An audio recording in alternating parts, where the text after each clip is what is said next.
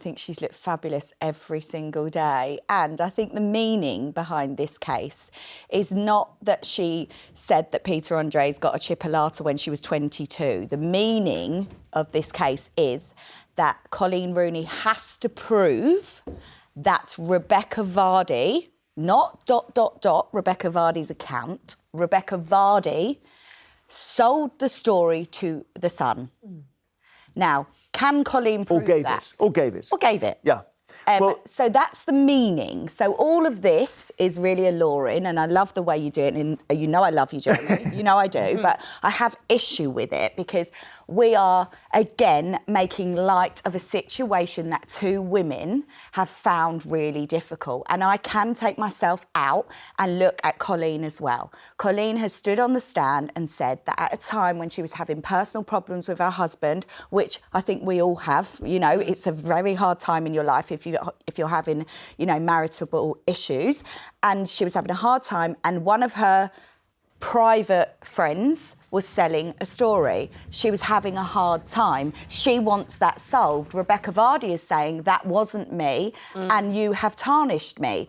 Two women have the right for truth. I don't know what truth we're going to get, but they do both deserve it. And I think it's very sexist. Sorry. We wouldn't be sitting here talking about if it was Jamie and Wayne, right? Hang on a minute. The case was brought by Vardy. Yeah. So that's why we're discussing it.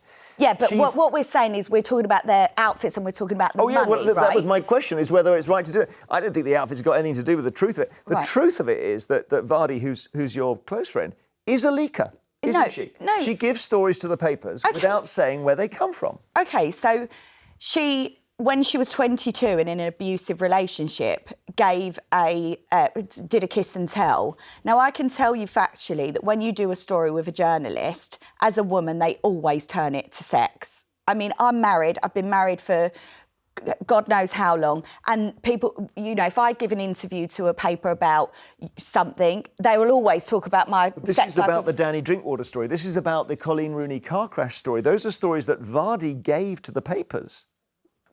But yeah. It's been established. She's admitted it. OK. So why did she take the case when... Because she's saying she didn't do those ones. So what? But she's admitted she did those ones. No, but Coleen hasn't taken her to court because of Danny Drinkwater. Vardy's taken Coleen to court because Vardy doesn't like being accused of leaking.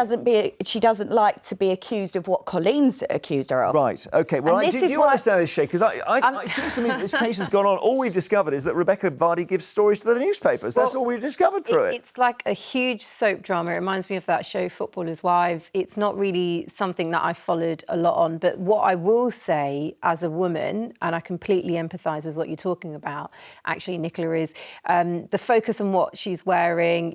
No one talked about what Wayne Rooney was wearing. Ultimately, it comes down to a person's reputation.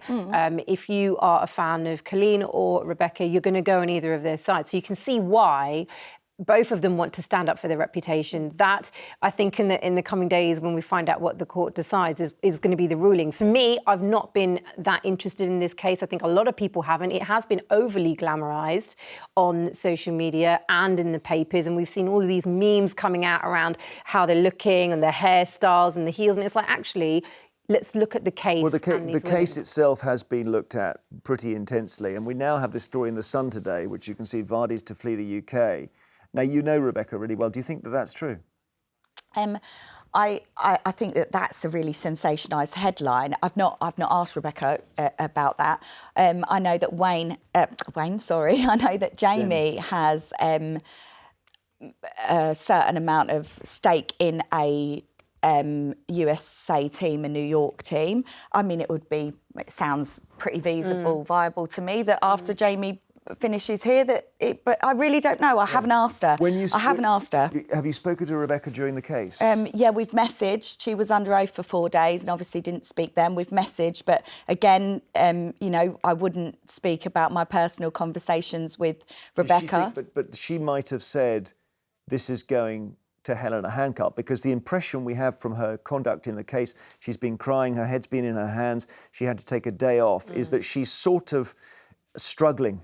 Well, I would say when she cried, and we have not spoke about this categorically, but when I've been, keeping abreast of it, and I think when she cried is when they've spoken about the trolling, when they spoke about the fact that she was tweeted and said that someone wanted to rape her daughter.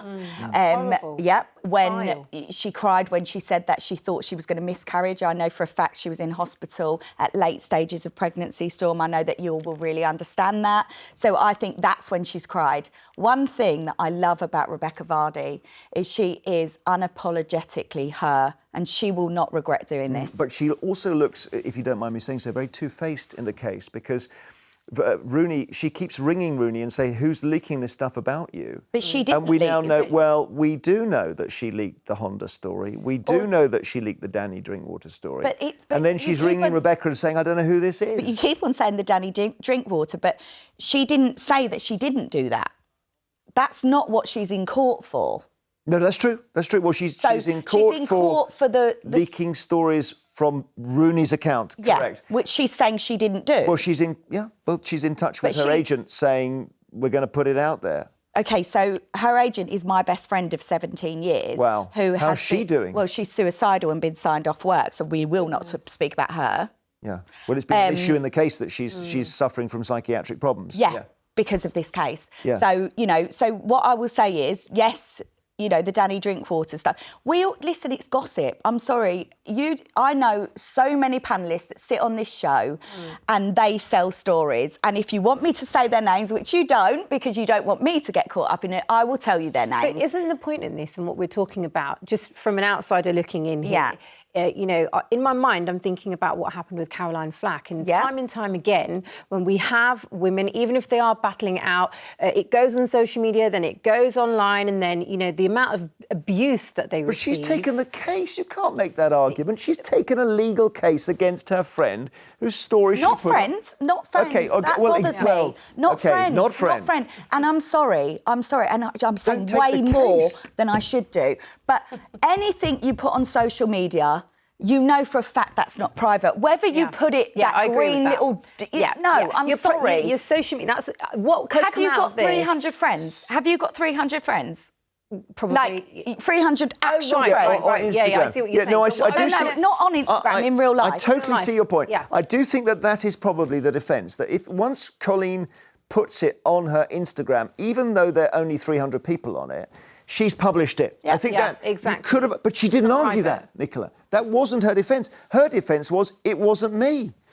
But now we see it probably was. Well, I don't, I'm not on Rebekah Vardy's account. I don't know what happened, but what I will say is Rebekah Vardy is not stupid and she's not taken this case for no reason. She must have been under so much stress with it. She's denied it.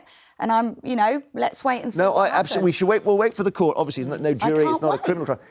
Just one more thing. A lot of the papers have said, who on earth told her she should take this case? And I'm thinking, as her friend, and because I know you, I reckon if she'd asked you, you would have said, don't do it. Do you know what I'd say? And again, I'll say the same thing. Rebekah Vardy is... No one tells her to do anything. She's so strong. I admire her for what she's done throughout this trial. I couldn't have done it myself. She's turned up every day. She's looked amazing. And let's see what happens. Yeah. I would not tell her anything. I'm not in a position to tell her anything. I don't know what's happened. All I know... I said, look, Nicola, what do you think I should do this? She would never ask me that. She not? No. OK. Thank you for being so frank.